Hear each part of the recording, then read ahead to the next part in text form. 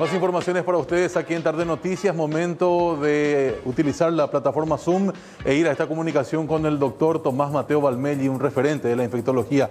Doctor, como siempre, gracias por tu tiempo. Bienvenido aquí a Tarde Noticias. Te saluda Marcelo Mongelos.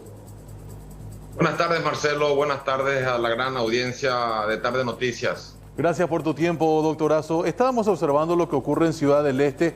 Próxima fecha tentativa de apertura del puente es el 29 de septiembre. ¿Qué opinión tenés vos con respecto al tema? Y creo que ya hemos sido superados en la contingencia por el virus. ¿Qué significa eso? El virus ya entró al territorio paraguayo, ya está en la comunidad. Nosotros tenemos que insistir ahora con la mitigación. La contingencia o el cierre de fronteras se hace para evitar que el virus ingrese en forma virulenta a la comunidad. Hoy en día ya tenemos circulación comunitaria con alta incidencia, principalmente en los departamentos de Central, Alto Paraná y Asunción. Entonces creo que ya es tiempo de seguir insistiendo con la mitigación, manteniendo las medidas sanitarias, y en caso necesario tendríamos que poner nuevamente el pie en el freno y volver a regresar a fases anteriores si vemos que esto comienza a presentar un incremento importante de casos que supere la posibilidad de respuesta sanitaria. Doctor, cuando se enfrentan la cantidad de infectados, la cantidad de fallecidos, y en el otro lado tenés al hambre, ¿qué haces? ¿Qué pesa más? A ver, repetime la pregunta, Marcelo. Decía nada más, doctor, en un versus entre la cantidad de fallecidos e infectados y el hambre del otro lado. ¿A qué lado estiramos de la balanza? Yo creo que como objetivo principal tiene que ser preservar la salud y la vida. Sí. Y en segunda instancia, pero dentro de la ecuación, no siendo menos importante, pero en segundo lugar, tiene que estar el trabajo como actividad esencial y por ende combatir el hambre y esa crisis social y económica que se está viendo en el mundo entero y por qué no decirlo en nuestro país. Pero el objetivo principal tiene que ser preservar la salud y la vida. Creo que hoy estamos en tiempo de mitigación porque el coronavirus vino a quedarse con nosotros y no por 4 semanas o 8 o 12 semanas, vino a quedarse por largo tiempo. Es importante que nosotros aprendamos a convivir con el coronavirus aplicando solamente las medidas sanitarias, el buen uso del tapaboca, la aireación de lugares cerrados, evitar las grandes aglomeraciones, no compartir utensilios y bombillas. Estamos viendo todavía gente que se contagia en rondas de tereré. Yo sé que son actividades culturales, ancestrales, difíciles de vencer. Tenemos que seguir insistiendo con la educación. La educación es piedra angular en la mitigación en cualquier brote epidémico. Doctor, de marzo a hoy septiembre, en estos casi 6-7 meses que llevamos de epidemia, de pandemia, ¿vos pensás que el paraguayo está ya acorde a la situación, ha tomado conciencia o queda todavía un riesgo importante de hacer las cosas por hacer sin pensar en las consecuencias? Creo que todavía no estamos en un 100% concientizados. Creo que hubieron muchas idas y venidas, declaraciones contradictorias en las autoridades, supuestos casos de corrupción en las compras de los elementos sanitarios en un inicio, un poco de enlentecimiento en el fortalecimiento del sistema sanitario, rupturas de ciertos protocolos sanitarios o excepciones con ciertos grupos en los protocolos sanitarios que hicieron que mucha gente pierda la credibilidad y diga y sobreponga el hambre sobre la salud. Pero creo que hay un alto porcentaje también de gente, que será el 60, el 70%, que está con ganas de protegerle a su hijo pequeño o a su anciano mayor o a su pariente o amigo vulnerable a que no corra la suerte de adquirir una infección severa por coronavirus y que finalmente tenga una situación lamentable como ser la muerte que puede producir una infección en este tipo de pacientes. Es decir, tenemos de todo.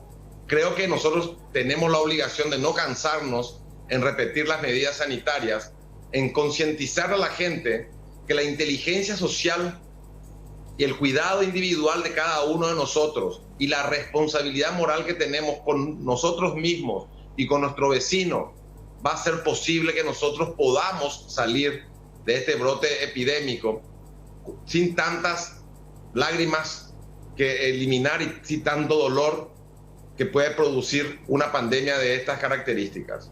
Entiendo. Doctor, para vos en este sentido, ¿cuál sigue siendo el vehículo principal de contagio de la gente?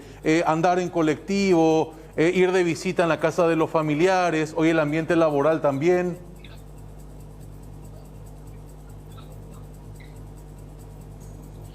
Creo que en todo sitio donde haya mayor aglomeración de gente hay mayor posibilidad de transmisión del virus. Los transportes públicos, en este caso los colectivos, son un sitio de transmisión del virus. Obviamente toda aquella actividad social extra esencial que no corresponda al trabajo, donde puede haber un poquitito más de relajación, hace que también sea posible la transmisión del virus. Nosotros todavía tenemos muchos tabúes culturales, sanitarios que tenemos que romper. Es difícil hacerle entender a la gente de no compartir la guampa y la bombilla, tanto en el mate como en el tereré. Pero ahí tiene que estar nuestra fortaleza en seguir insistiendo con la gente para que por rebosamiento entienda y de alguna u otra manera vea la posibilidad de evitar estos factores de riesgo que hacen que uno finalmente lleve el coronavirus al núcleo familiar, donde probablemente nos esté esperando nuestra esposa, nuestros hijos, o nuestros padres, o nuestros abuelos, que es el grupo con mayor vulnerabilidad. Exactamente. Doctor, quiero insistir en esto, en el transporte público, en el uso del colectivo. ¿Qué yo tengo que hacer al subir al bus y después al bajar al bus con destino ya a mi lugar de trabajo o a mi casa? ¿Cómo yo me tengo que cuidar?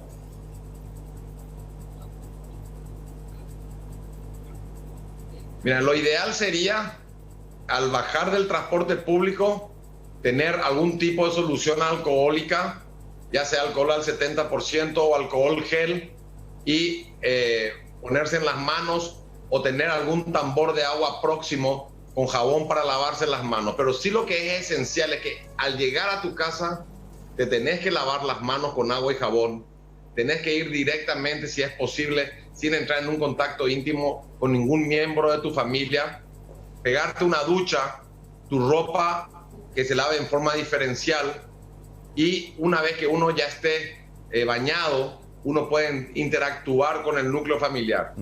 Igualmente, cuando hace uno compras, lo importante es llegar del supermercado, lavarse las manos, ordenar lo que uno compró. Hablo supermercado, mercado, de cualquier comercio. Y luego uno, una vez que ordenó todo lo que compró, se vuelve a lavar las manos y ahí recién comienza a interactuar con el núcleo familiar. Yo siempre digo, muchas veces nosotros somos los responsables de llevar el COVID de la calle o del trabajo a la casa, y eso no tiene que ocurrir. Exactamente. Doctor, por último, ¿el calzado debe tener un tratamiento especial o no?